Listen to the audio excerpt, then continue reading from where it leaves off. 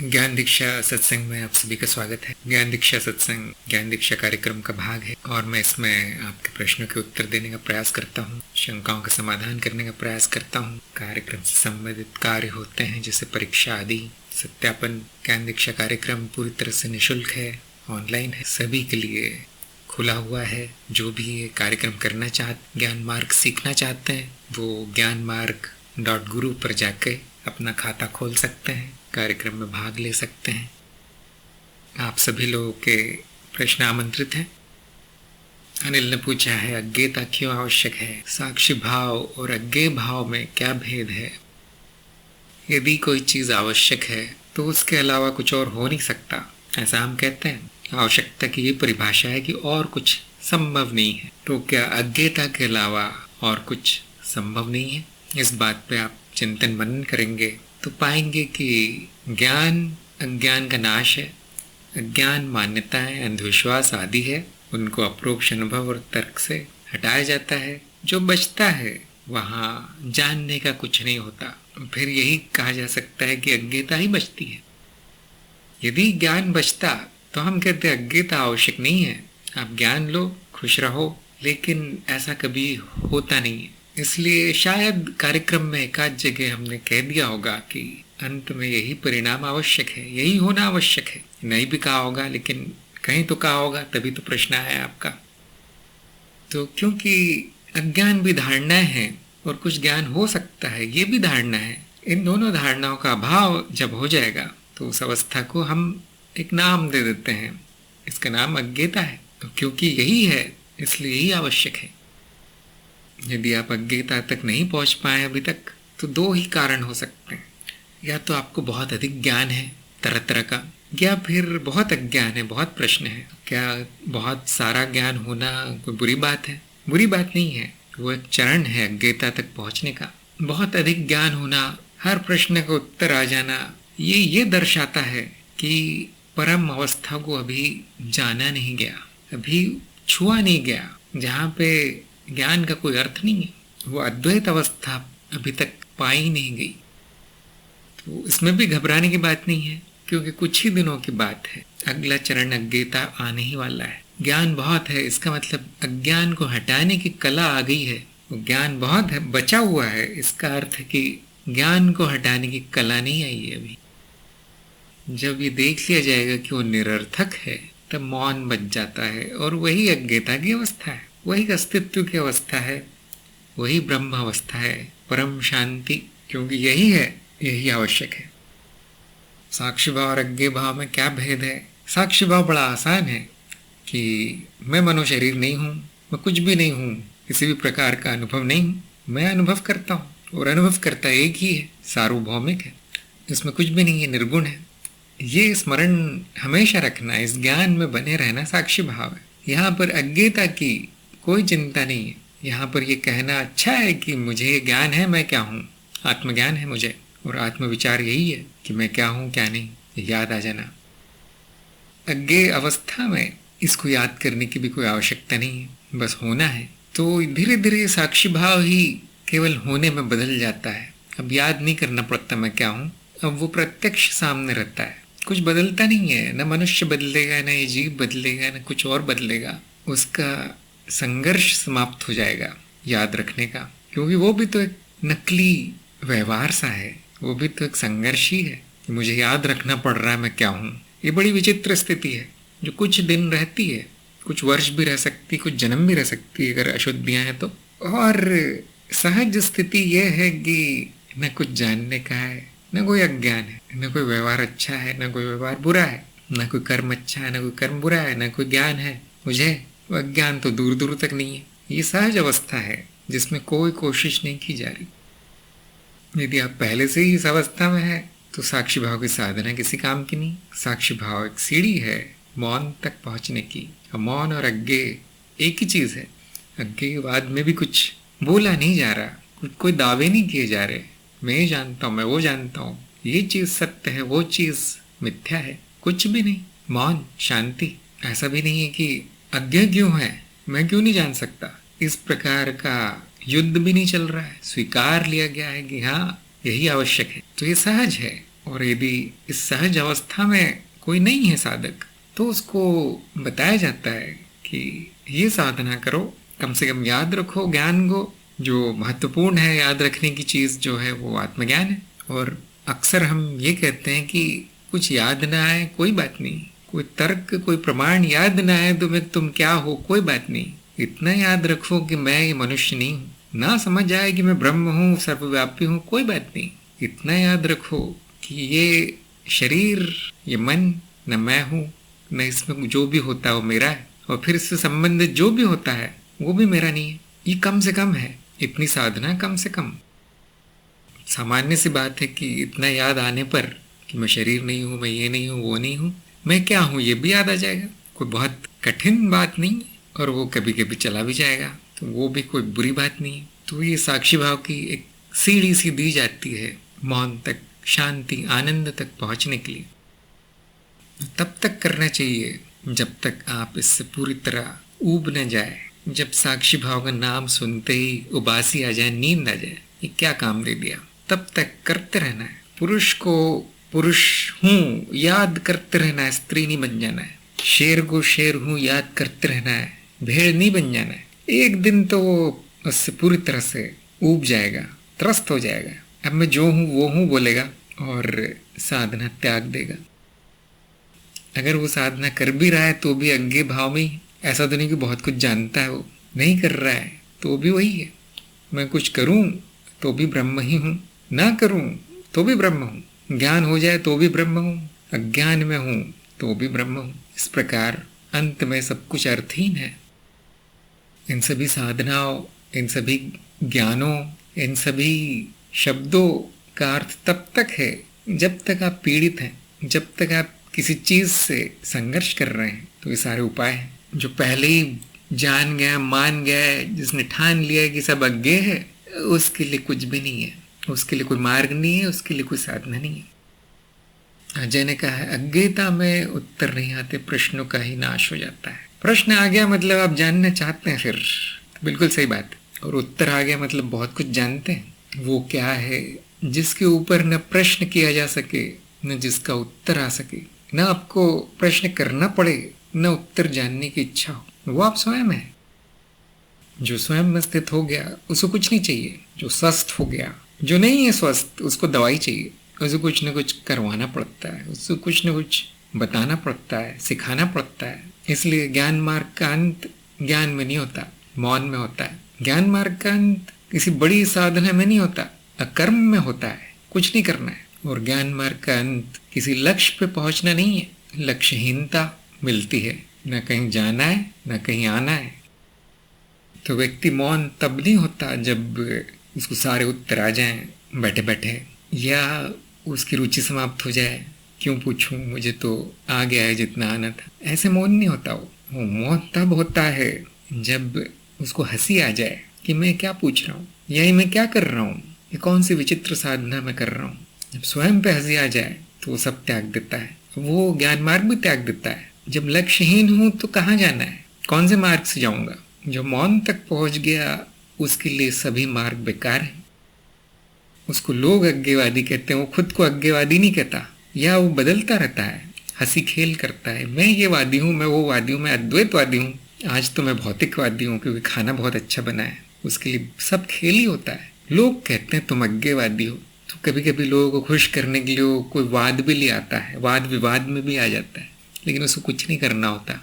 जैसे हमने कार्यक्रम में अज्ञेवादी के गुण बताए हैं कि वो उत्तर नहीं देता, प्रश्न करता है, वो कुछ मानता नहीं है, न कुछ मनवाता है। उसको क्या करना है, कौन क्या मानता है और कौन क्या जानता है, ऐसे कुछ गुण बताए गए हैं अज्ञेवादी के। और इनको आप विकसित नहीं कर सकते अपने आप में, ये अपने आप होता है। बहुत से लोग सोच में पड़ गए होंगे कि फिर तो गुरु वहाँ पहुँचा नहीं है, क्योंकि वो तो बहुत से प्रश्न करता है, बहुत से उत्तर भी देता है, ये वाला वाद सिखा रहा है, वो वाला वाद सिखा रहा है, इस वाद की आलोचना कर रहा है, उस वाद की तारीफ कर रहा है, कहता है ये मार्ग श्रेष्ठ है, वो मार्ग बेकार है। तो गुरु को तो बहुत साल लगेंगे वहाँ मौन तक पहुँचना। बोलता रहता है गुरु, तो मौन तो दिखता नहीं कभी, 10-12 किताबें हर साल लिख देता है। तो क्या वो अज्ञे तक नहीं पहुँचा? तो ये निर्णय तो आप ही को लेना है। मैं शिष्य हूँ, मैं अज्ञे तक पहुँच गया, मेरे गुरु क्यों नहीं पहुँचे? कोई बता सकता है? अजय ने कहा गुरु अपना मौन तोड़ता है कि शिष्य मौन हो सके। हाँ, जैसे कि मैंने कहा, उसके लिए खेल है। आज वो ये वादी बन जाएगा, कल वो वादी बन जाएगा, परसों ये मार्ग सिखाने लगेगा, उसके बाद कोई और मार्ग सिखाने लगेगा, उसके बाद वो अपना नया मार्ग बना लेगा। आज से ये नया मार्ग है, अज्ञेय मार्ग। अज्ञेय मार्ग में आप सभी का स्वागत है। शुरू सत्संग। मैं आपको अब अज्ञेय दीक्षा देता हूँ। कार्यक्रम में आप खाता खोल लीजिए। ये खेल है, देखिए, ये बहुत बड़ा मजाक है। और संपूर्ण गुरु क्षेत्र ऐसे ही खेलता है। क्यों खेलते हैं लोग इन बच्चों के साथ, साधकों के साथ? क्या उनके मन में दया करुणा नहीं है? ध्यान दीजिए, ये दया और करुणा के कारण ही है, नहीं तो उनको कोई नहीं पड़ी। ये उनका न स्वभाव है, नहीं उनकी जिम्मेदारी है सिखाना, शिष्य को मौन करना। वो जानते शिष्य तो है ही नहीं, न गुरु है, तो ये करुणा ही है। अगर वो खेल नहीं करते तो अगला अज्ञेयवादी नहीं बनता, फिर कोई अज्ञे तक नहीं पहुंचता। इसलिए खेल भी आवश्यक है, लीला भी आवश्यक है। वो भी एक नहीं करेगा दूसरा कर लेगा। समनैना ने कहा है गुरुदेव अज्ञे तक पहुंचे हुए हैं, पहले से ही मुक्त हैं, उन्हें कुछ नहीं चाहिए, केवल देते हैं। हाँ, और वो देते भी नहीं है, वो तो संकेत मात्र करते हैं, केवल संकेत देते हैं। संकेत ही ऐसी चीज है जो देने से कोई नुकसान नहीं होता। लिया तो लिया, नहीं तो नहीं लिया, बाकी सब लीला है। वाणी ने पूछा है कि अद्वैत को लेकर कोई प्रश्न नहीं उठता। जो भी प्रश्न उठते हैं माया को लेकर उठते हैं, जीव के संदर्भ। माया में कोई रुचि नहीं है, फिर भी माया के ही प्रश्न क्यों उठते हैं? इसका अर्थ ये नहीं है कि आपको अज्ञान है किसी प्रकार का। जैसे कि आपने कहा कि आपके मन में अद्वैत या द्वैत को लेकर कोई शंका नहीं है, आत्मज्ञान आदि को लेकर। तो जो माया के संदर्भ में प्रश्न उठते हैं वो माया है, इतना जान लीजिए। जीव उठा रहा है, जीव स्वयं माया है। और जो भी उत्तर आएंगे उन प्रश्नों के, वो सभी माया है, सभी मिथ्या है। तो अर्थहीन सी बात है। माया के संदर्भ में कुछ पूछना और उसका उत्तर पा लेना पूरी तरह से सपने का भाग है। सपने में हो रहा है ऐसा। शायद ये जीव भी जानता है कि वो उत्तर शायद सत्य नहीं है। हम तो जानते हैं, कम से कम जो ज्ञान मार्ग पर हैं वो जानते हैं कि माया के संबंध में आप कुछ भी जान जाओ सब असत्य होता है। लेकिन हो सकता है कि जीव के लिए उपयोगी हो सकता है कि जीव के जीवन में कुछ परेशानियां आ रही हो। अब वो जानना चाहता है परेशानी कैसे ठीक करूं, तो उसको सत्य में तो कुछ नहीं मिलेगा, न ज्ञान मार्ग पे कुछ मिलेगा। तो वो इधर उधर जाता है, ढूंढता है कुछ उपाय, अपना सत्य असत्य जो भी है वो उपाय यदि उसे काम का है तो अपना लेता है। भले ही उसको कुछ जानने में रुचि ना हो, जैसे कि आपने कहा, लेकिन उसको अपनी समस्या हल करने में रुचि होती है। कभी कभी साधक देखते हैं कि बाकी लोग कितना कुछ जानते हैं माया के बारे में, कितना बोलते हैं, कितना लिखा गया है, कितना वीडियो बने हैं, घंटों घंटों। हमने भी कार्यक्रम बना दिया तंत्र बोधि, माया का ही सब कुछ खेल वहां। तो ये देखकर वो भी थोड़े से रोमांचित हो जाते हैं, मुझे भी जानना है। जैसे बच्चों जैसा होता है मन, तो सब लोग जानते हैं मुझे भी जानना है। कि कोई कारण शरीर के बारे में कुछ बोल रहा था, अब मुझे भी जानना है। तो कोई नहीं, ये तो मन है, चंचल चित्त है, वो ये सब जानना चाहता है, तो बिल्कुल सबका स्वागत है। उनको हर प्रकार के उत्तर मिल जाएंगे। क्या वो उत्तर सत्य है, ये आपको जानना है। क्या ये मेरे मौन में बाधा है? क्या मैंने इनको सत्य मान लिया है कि जो चित्त चाहता है क्या वो उसके काम का है, किसी के भी काम का है? इस बारे में सबको विचार करना चाहिए। और यदि वो खेल है तो कोई हानि नहीं होगी, कोई नुकसान नहीं होगा। न कुछ जाना जाएगा, न कुछ मिलेगा। हो सकता है कि रोज की समस्याएं थोड़ी बहुत सुलझ जाएं, थोड़े बहुत उपाय मिल जाए माया में, क्योंकि संपूर्ण जीवन माया ही है। तो उससे संबंधित जो भी उपाय होंगे वो माया में ही होंगे, सत्य में कोई उपाय नहीं है। तो मुझे उसमें कोई बुराई नहीं लगती जब कोई माया के बारे में जानना चाहता है या माया से संबंधित कुछ पूछता है, तो उसमें कोई बुरी बात नहीं लगती।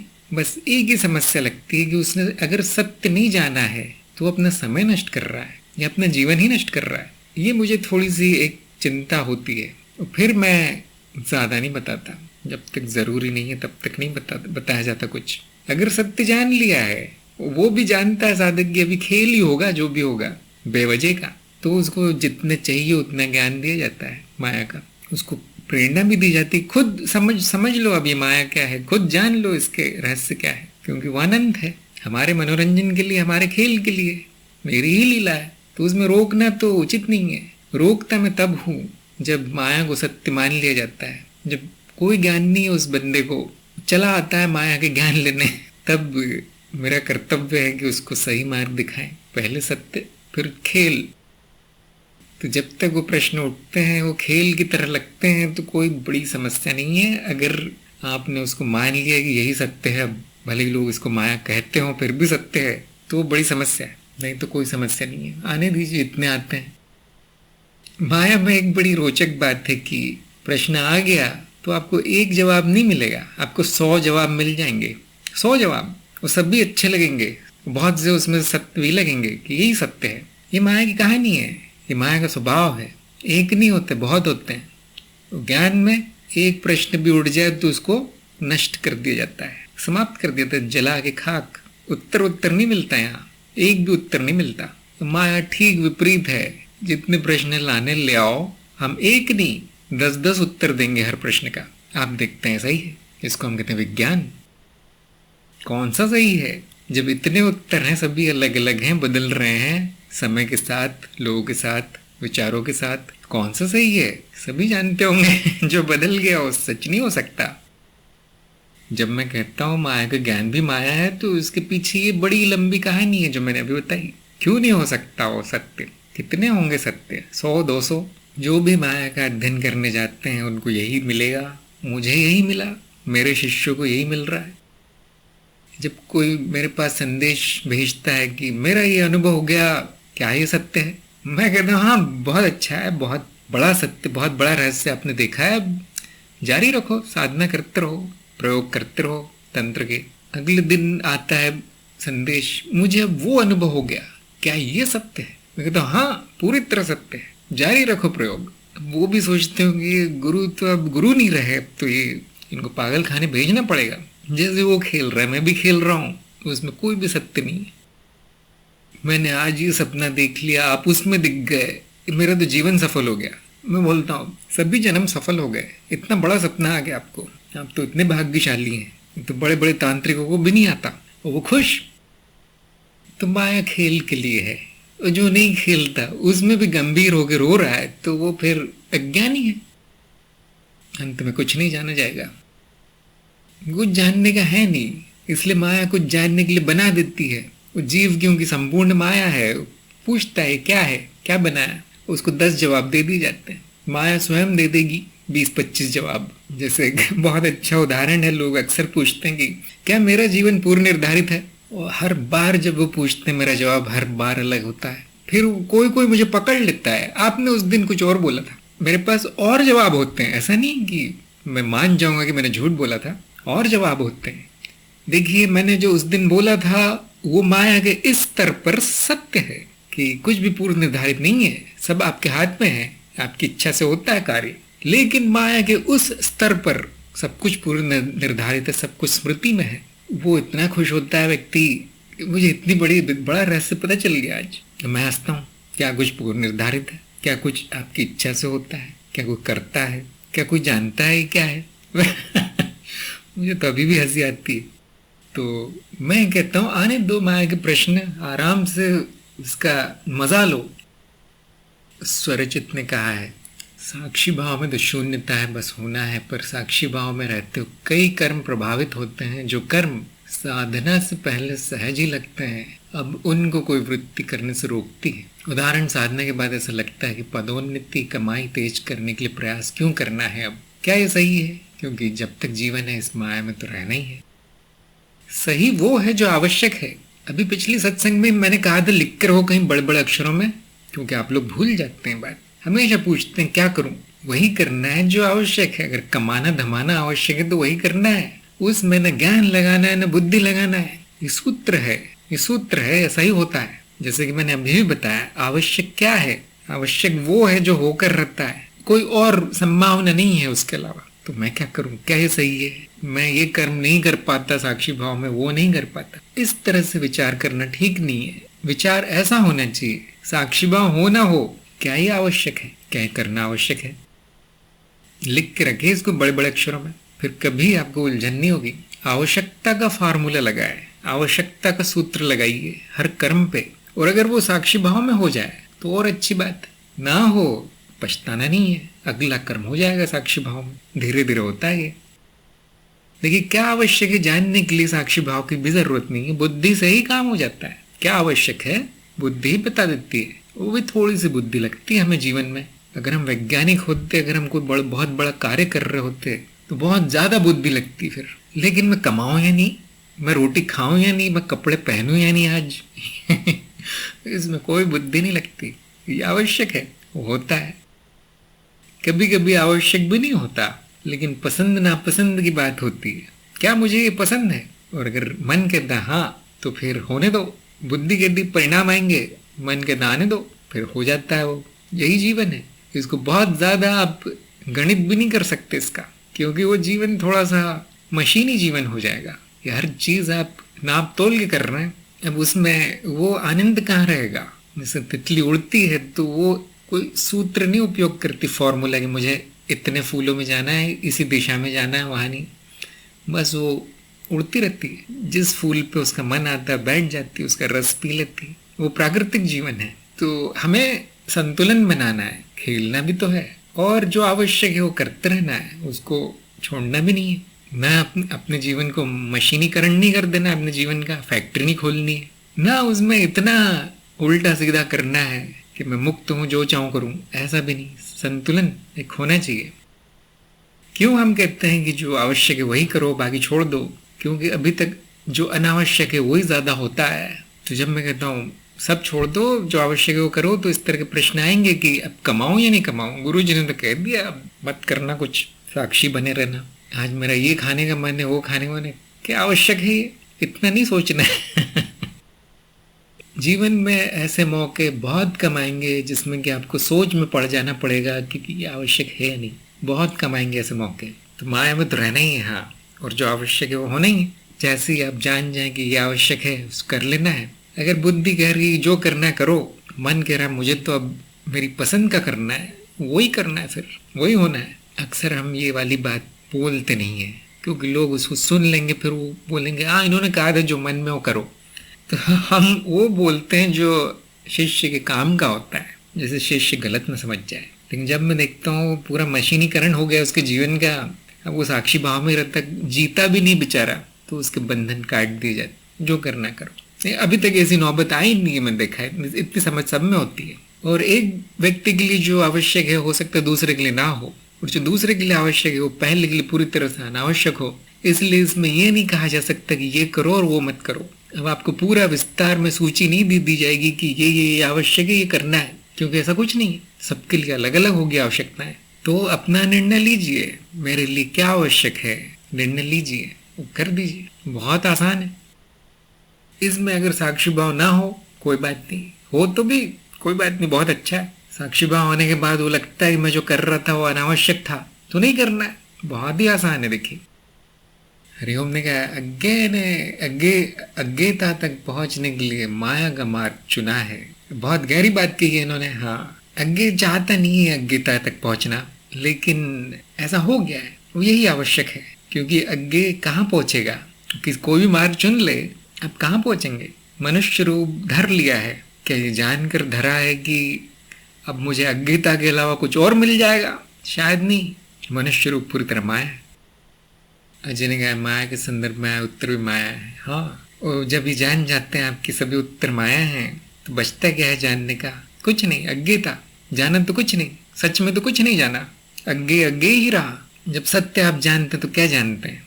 नेति नेति, ये भी सत्य नहीं, वो भी सत्य नहीं, वहां के जाना गया, कुछ भी नहीं। जो मैं हूं वो हो गया, वो तो पहले से ही था।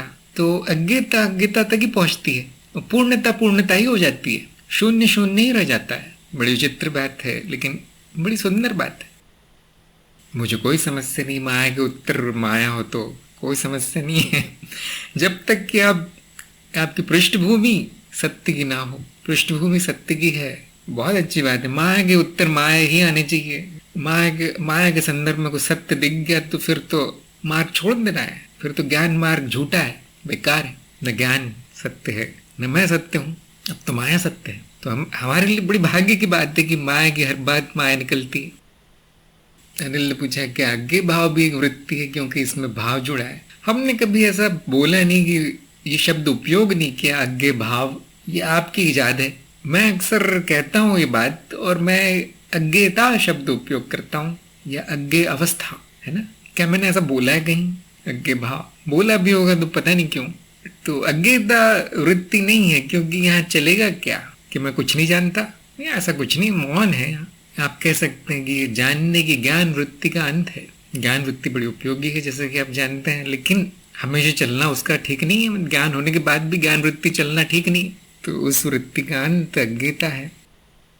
अगर मैं कहूँ कि हाँ ये भी एक वृत्ति है, तो थोड़ा सा अजीब हो जाएगा, क्योंकि कुछ चलता हुआ नहीं दिखता। यहाँ हो सकता है कि स्मरण आ जाए कि अरे मैं क्या सोच रहा था, क्या प्रश्न कर रहा था, क्या उत्तर जान रहा था। जानने का तो कुछ नहीं, हो सकता है स्मरण आ जाए, लेकिन ये स्मरण वृत्ति नहीं है। अज्ञेवाद वाली, अज्ञे भाव वाली वृत्ति नहीं है। ऐसी कोई वृत्ति होती नहीं है, कम से कम मुझे तो पता नहीं। साक्षी भाव वृत्ति है, हाँ, क्योंकि वो आती है जाती है। अगर आपको अज्ञता की याद आ रही है, जा रही है, तो अभी अज्ञता आई नहीं है पूरी उसको फिर साक्षी भाव के साथ नहीं कहना चाहिए। तो अगर आप भाव जोड़ देंगे तो हाँ वृत्ति हो जाएगी, लेकिन जोड़ने की कोई जरूरत नहीं है। इस प्रकार की कोई साधना है नहीं। देखिए, मैं कभी नहीं कहता है आप लोगों को कि अज्ञता में रहिए, आपके स्वास्थ्य के लिए अच्छा है, आपकी कमाई अच्छी होगी, ऐसा कभी नहीं बोलते हम।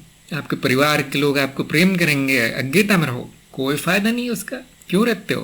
तो इसलिए अज्ञे अवस्था कहा गया कि वहां पहुंचने के बाद जानने ना जानने को भेद नहीं रहता। वृत्ति नहीं जो दौड़ती रहेगी, वो वृत्ति का अर्थ है जो दोहराती रहे, ऐसा नहीं है। एक अवस्था है, आप मान लीजिए एक पड़ाव है, अंतिम छोर है कि अब नहीं जानना है मुझे, अब कुछ करना भी नहीं है, अब कुछ मिलेगा भी नहीं, जो है वो संपूर्ण है।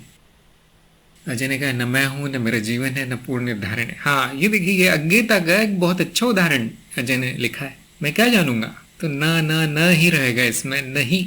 और ये नहीं का अर्थ ये नहीं कि मुझे अज्ञान है, कि क्या है फिर, न जीवन है, न मैं हूं, न पूर्ण, तो फिर क्या है? ये प्रश्न नहीं आएगा, ये उत्तर है, ये प्रश्न नहीं है। यहाँ जानने के लिए कुछ नहीं है, ये अज्ञता है। तो अज्ञता अंत है सभी वृत्तियों का, जानने की, न जानने की, करने की, न करने की, साक्षी भाव की, अंधेरे की, उजाले की, सबका अंत।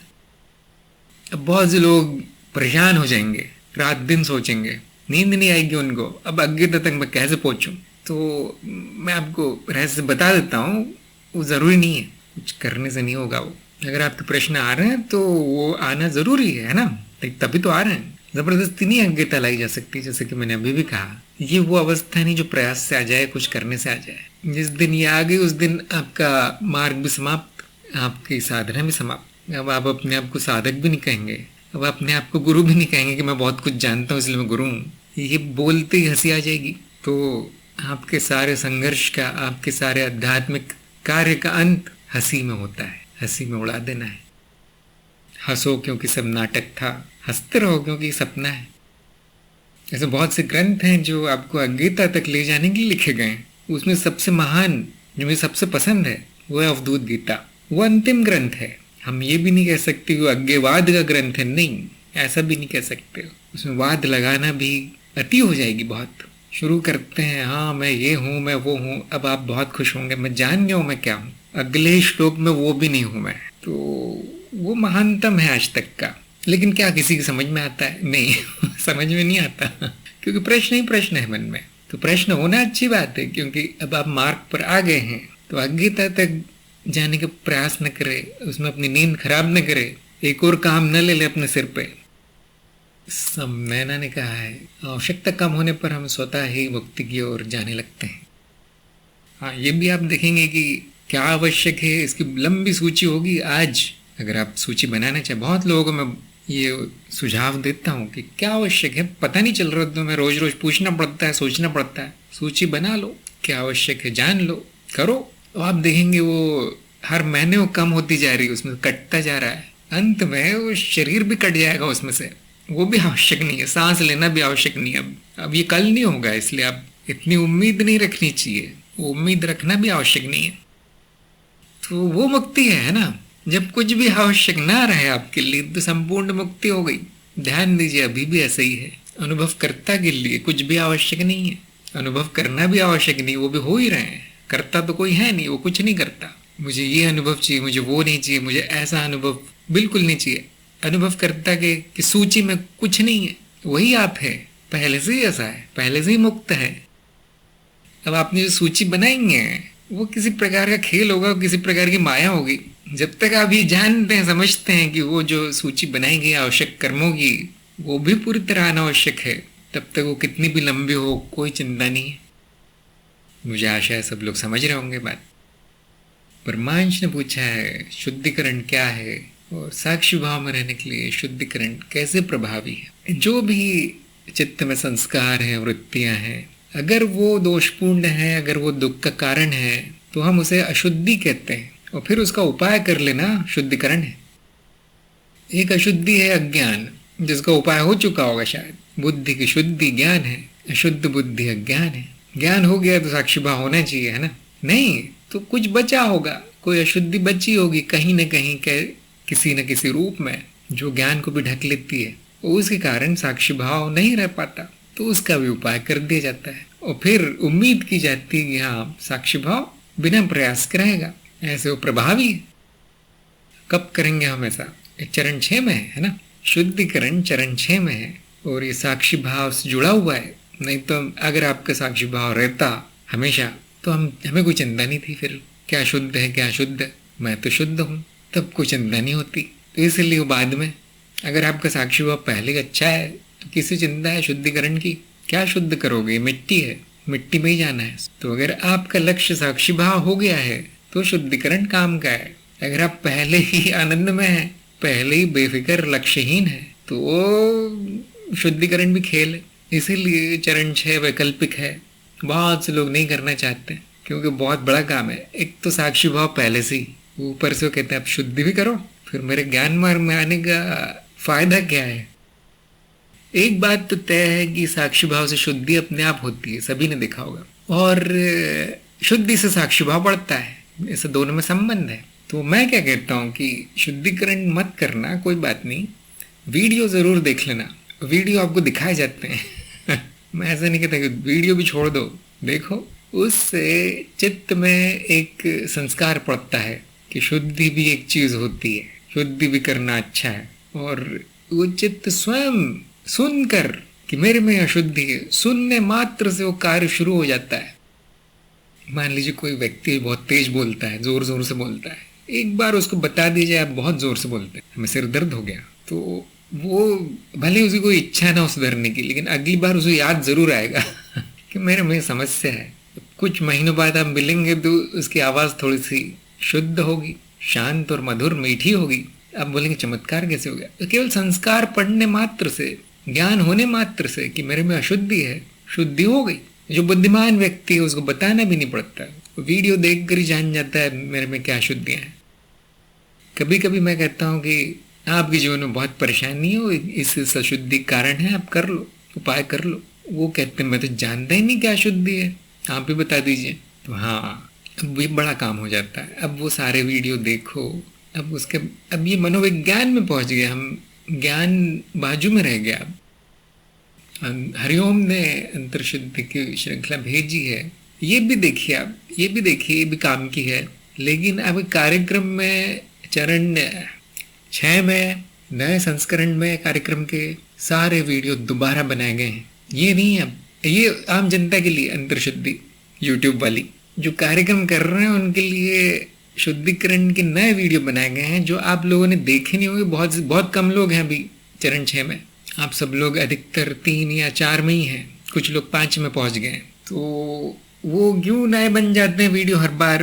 क्योंकि मैं देखता हूँ क्या काम कर रहा है, क्या साधकों के लिए उपयोगी रहेगा, क्या उसमें जोड़ना है, क्या घटाना है। ये वीडियो बनाए गए ऐसे डाल नहीं दिए गए कि आप देखते रहो जीवन भर, ऐसा नहीं है। उस पर कार्य होता रहता है, उस पर बदलाव होते रहते हैं, नए नए संस्करण निकलते रहते हैं। तो अंदर शुद्धि में बहुत सी चीजें नहीं थी जो यूट्यूब पर श्रृंखला है, अब काफी कुछ डाल दिया गया उसमें। तो अभी चिंता मत कीजिए, आप चरण 6 में जब पहुंचेंगे तो आपको शुद्धिकरण बताया जाएगा, शुद्धिकरण करवाया जाएगा। आपकी इच्छा है, आप ही की इच्छा है। अगर छोटी मोटी अशुद्धि है तो मैं खुद कहता हूँ नहीं करना, वो इतना आवश्यक नहीं है। शुद्ध क्या है अशुद्ध क्या है ये भी तो व्यक्ति पर निर्भर है, उसकी इच्छा है। अक्सर हम कहते हैं कि दुख हो रहा है तो अशुद्धि होगी, अगर दूसरों को दुख हो रहा है तो बड़ी अशुद्धि होगी। देखिए आपको नुकसान नहीं है ना। शुद्धि हो गई तो हो गई, फ्री में मिल गया कुछ, जीव की भी खुशी हो गई उसमें जीव की भी संतुष्टि हो गई, क्यों अनुभव करता को तो कोई शुद्धि नहीं करनी। तो ज्ञान मार्ग कार्यक्रम उल्टा चलता है ना। पहले बता दिया जाता है कि आप शुद्ध हो, चरण 6 में जाते जाते अब शुद्धि शुरू करो, उल्टा है पूरा काम। तो हाँ, आपको शुद्धि करनी चाहिए, खेल जैसा है, नहीं हुई तो नहीं हुई, मैं ज्यादा ध्यान नहीं देता। और एक और बात है कि भले ही आप में कोई अशुद्धि ना हो, कोई बात नहीं, फिर भी आपको अशुद्धियों का ज्ञान होना चाहिए कि अशुद्धियों कैसे जानना है, अशुद्धियों को कैसे पकड़ना है, अशुद्धियों का क्या उपाय है। क्यों ये ज्ञान क्यों होना चाहिए? क्योंकि हो सकता है किसी और के काम आए, हो सकता है आप गुरु बन जाएं, हो सकता है लोग आपके पास उपाय मांगने जानने आए, तब ये बहुत काम आएगा। कौन सी अशुद्धि क्यों आती है, उसका क्या उपाय है, उसके क्या लक्षण है, उसका क्या प्रभाव है, वो अशुद्धि जाती तो क्या होता है, उसके भी प्रभाव होते हैं ना, शुद्धिकरण के भी प्रभाव होते हैं, क्या लक्षण होते हैं। अब ये विज्ञान है, ये बड़ा विज्ञान है, तो आपको झलक दे दी गई है शुद्धिकरण प्रक्रियाओं की। अजय ने कहा चेतना शुद्धि से शुद्धिकरण स्वतः होता है। हाँ, जैसे कि मैंने कहा उल्टा है मार्ग, तो ऊपर से नीचे होती है शुद्धि। ये अंतर शुद्धि की श्रृंखला में बताया गया है कि हम ऊपर से शुरू करते हैं, जो कि सबसे पहला जो मनुष्य के लिए जो स्तर है, चेतना का स्तर, साक्षी भाव की साधना शुरुआत कर दी जाती है। ये हो जाए तो बाकी सब अपने आप हो जाएगा, जो कि आप सभी लोगों का अनुभव होगा। धीरे धीरे होने लगती है शुद्धि। जैसे कि मैंने कहा कि आवश्यकताओं की सूची घटने लगती है, वो क्या है? शुद्धि है एक प्रकार की। शुद्धि का मतलब है घटना, बढ़ना नहीं। जब आप कोई चीज शुद्ध कर रहे होते हैं तो उसमें से घटा रहे होते हैं। बढ़ाना अशुद्धि है, घटाना शुद्धि है। जब साक्षी भाव पर आपका नियंत्रण आ जाए, सद जाए, जब वो साधना हो जाए उसकी, तो आप देखेंगे वो शुद्धिकरण होने लगा है। हर प्रकार की वृत्ति पकड़ाई में आने लगी। अब आपको पंडित नहीं होना पड़ेगा, आपको वीडियो नहीं देखना पड़ेगा कि शुद्धि क्या होती है और अशुद्धि क्या होती है। आप ही का चित्त आपको बता देगा, आपकी बुद्धि आपको बता देगी। जैसा कि मैंने कहा कि अशुद्धि का लक्षण दुख होता है, पीड़ा होता है, तुरंत पता चल जाएगा क्यों हो रहा है। फिर हम नीचे भी ले जाते हैं। हो सकता है कि साक्षी भाव ना आ रहा हो उस व्यक्ति का, उस साधक का, तो कहीं ज्ञान में कमी होगी। ज्ञान में कमी कैसे हो गई? बुद्धि कहीं अटक रही है, उसको सभी उत्तर नहीं आए, तो बुद्धि शुद्धि। ऐसे धीरे धीरे नीचे की तरफ जाते हैं हम। अंत में वातावरण शुद्धि, कि वातावरण में तो समस्या नहीं है, हम संबंध शुद्धि। और आप कार्यक्रम में 2-4 और शुद्धियां डाल दी गई हैं, जो कि सामाजिक रूप से बोलने में डर लगता है, ऐसी चीजें डाल दी गई उसमें, पता नहीं किसको बुरा लग जाए तो इसीलिए वो कार्यक्रम में है, बाकी में नहीं है, सार्वजनिक नहीं है। और फिर मैं कभी कभी ये भी कहता हूँ कि ऐसे ऊपर से नीचे, नीचे से ऊपर क्यों जाते हो? सब एक साथ करो। जो सामने दिख गई शुद्धि, उसको हटा दो, अगर हटा सको तो। करना ही क्या जीवन में? फिर वो यंत्र बना दिया है शुद्ध अभिलाषा नाम से। वो बड़ा चमत्कारी यंत्र है, आप उसको छोटा मत समझिए, आप उसको सॉफ्टवेयर मत समझिए। असली सॉफ्टवेयर आपका चित्त है। हमेशा याद रखिए कि वो शुद्धिकरण की बात चली है तो मैं आपको बता देता हूँ, चित्त में ही शुद्धि होती है, इसलिए उसका नाम अंतर शुद्धि है। बाहर कुछ नहीं होता। देखिए, बाहर सब कुछ शुद्ध है पहले से, समस्या अंदर है। तो जब आप उस यंत्र में लिखना शुरू करते हैं या उस पर विचार करना शुरू करते हैं, क्योंकि उसमें कुछ ऐसे साधन दिए गए हैं कि मैं कहता हूँ कौन सी परत में बताओ, यहाँ से चुनो। आपको आपका मन सोचने के लिए मजबूर होता है कौन सी परत में अशुद्धि है, कौन सी वृत्ति है, पशु वृत्ति, जाति वृत्ति, बोधिसत्व वृत्ति, कहीं ज्यादा तो नहीं चल रही। इस प्रकार से आपको सोचने के लिए मजबूर करता है वो यंत्र। फिर हम ये भी कहते हैं कि लिखिए इसको पूरा स्पष्ट शब्दों में। अब आपको पूरी तरह से मनन हो जाता है आपकी अशुद्धि पे। तो जैसा कि मैंने कहा, अगर आप जान गए कि क्या अशुद्धि है, तो आदि तो वही समाप्त हो गई। फिर वहां पे गुणिक को बिठा दिया गया है, वो ये कार्य बहुत अच्छा करता है, भले उसको ज्ञान मार्ग आता ना हो। गुणिक को ये शुद्धिकरण आदि आदि सब कुछ रटा हुआ है, अगर वो भी ना बता पाए तो मैं स्वयं हूँ वहां पे। आपने जो भी लिखा है उसके ऊपर आप मेरी प्रतिक्रिया अगर जानना चाहते हैं तो मैं भी हूँ, जीवित गुरु भी है। ये सब आप लोगों के लिए किया गया है, सब आप लोगों की सेवा में समर्पित है। अगर आप लोग उपयोग करना चाहें तो बहुत अच्छी चीज है। अंत में वो यंत्र में चमत्कार नहीं है, आप में चमत्कार है। ये सब करने से आपकी शुद्धि तेज हो जाएगी। अगर मैं बोलूं ये वीडियो देख लो, शुद्धि कर लो, अब मत आना सत्संग में, तो मैं देखता हूँ 90% लोग कुछ नहीं करते। उनमें वो रुचि जागृत नहीं होती, उनमें वो जोश नहीं आ पाता। मुझे जोश दिलाना पड़ता है, उत्साह दिलाना पड़ता है, ये करते हैं वो करते हैं, मैं भी हूँ, आ जाओ सत्संग में आ जाओ, तो वो साधना करते हैं वो, नहीं तो वो संसार के कोहरे में गुम हो जाते कहीं। इसलिए सब आप लोग लिखे आए सारा प्रपंच, अभी तक बहुत कम लोगों ने उसका उपयोग किया है, उसको भी हम अच्छा करते जाएंगे। तो अनुपमा ने कहा यंत्र का प्रयोग कब करना चाहिए? चरण 6 में करना चाहिए। चरण 6 में जब आप सारे वीडियो देख ले, जब आप जान ले क्या अशुद्धियां हैं, फिर वो यंत्र काम की चीज है। वो यंत्र में इच्छा पूर्ति के भी कभी भाग है, इसीलिए उसको शुद्ध अभिलाषा कहा है, क्योंकि आपकी जो अभिलाषा है अर्थात इच्छा है वो भी आप उसमें दर्ज कर सकते हैं, उसमें उसको पूरा करने की भी आपको सहायता दी जाती है। केवल अशुद्धि नहीं, इच्छाएं भी पूर्ति होनी चाहिए ना, तभी तो सूची समाप्त होगी आपकी। तो दोनों कार्य करता है। मैं ये नहीं कह रहा कि वो वहां पे लिख देने से आपकी इच्छा पूरी हो जाएगी, बिल्कुल नहीं होगी। आपकी गाड़ी चल जाएगी बस उस दिशा में, और कौन जाने कभी कभी वो लिखने मात्र से पूरी हो जाती है। ये कभी कभी विरक्ति आ जाती है, मैंने क्या लिखा था कल, बेकार है, डिलीट, आपके जीवन से भी वो डिलीट हो जाती है। तो ये यंत्र जो महायंत्र है, जो आपका चित्त है, उसके सहयोग के लिए बस, करना नहीं करना आपकी इच्छा है, काम का तो कर लीजिए। वह बिना यंत्र के आप शुद्धि हो रही है, इच्छाएं पूरी हो रही है, तो क्या करना है, कौन सा यंत्र काम का है, कोई नहीं। बहुत अच्छा अनुभव है आपका। और ये शुद्धिकरण की प्रक्रिया है, देखिए अनावश्यक का त्याग है जिसको हम कहते हैं, जो भी आपने अपनी आंखों से देख लिया। अब आपको कोई 10 कपड़े लाकर देगा तो आपको नींद नहीं आएगी उस दिन की, आपको लगेगा मैं क्या करूं इसका न मेरे काम के न किसी और काम के, ये तो पैसे बर्बाद हो गए। ये है विरक्ति, ये है अनावश्यक का त्याग।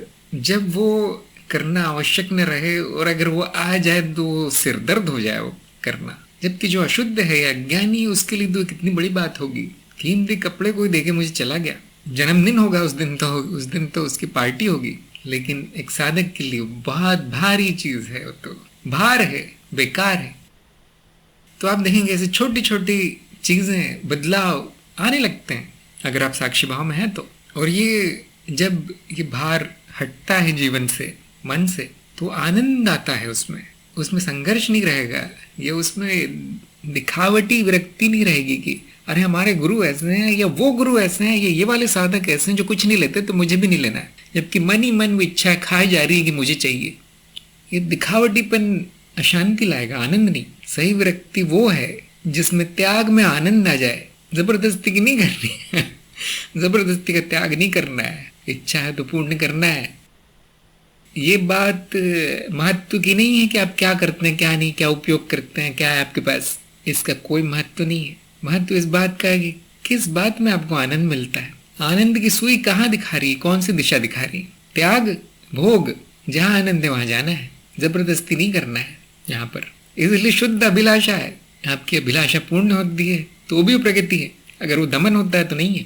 अगर आपका शुद्धिकरण होता है तो प्रगति है, अशुद्धि रह जाती है तो दमन है एक प्रकार का। दोनों मिलते जुलते हैं, दोनों संबंधित है, भाई बहन है। इच्छा और शुद्धिकरण दोनों को एक ही यंत्र में डाल दिया गया। सबसे पहले वो छूटता है जो कष्टदायी है, बाद में वो छूटता है जो आनंददायी लगता था लेकिन कष्टदायी बन गया।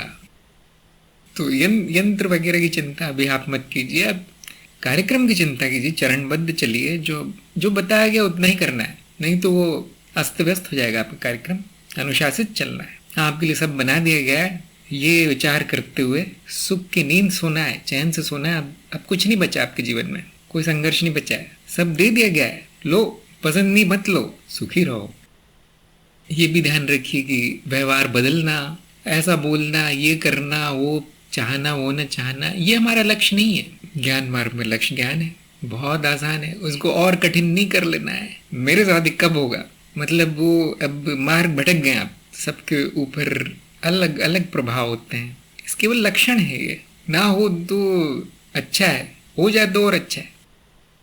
स्वरजित ने लिखा है, आपने कहा था एक बार कि हमारे पास असीमित समय है, चिंता किस बात। बिल्कुल सही बात है। अगर साधना ही कष्टदायी हो जाए, अगर उसका भी आपने टारगेट बना लिया है कि इस दिन इतना साक्षी भाव होना चाहिए, इस दिन ये शुद्धि अशुद्धि जानी चाहिए 6 महीने में, तो वो साधना नहीं रही, वो काम हो गया है। मजदूरी हो गई, वो साधना नहीं रही। तो जिसमें आनंद आए वो साधना है, जो करने में आनंद आए वो साधना है। ये साधना की परिभाषा है। अगर वो कष्ट देने लगे तो छोड़ना ही अच्छा है। असीमित है समय। तो यहाँ पे सत्संग समाप्त करते हैं आज की। मुझे आशा है सबको लाभ मिला होगा और हम अगली बार फिर मिलेंगे। सभी का सत्संग में आने के लिए बहुत बहुत धन्यवाद। नमस्कार।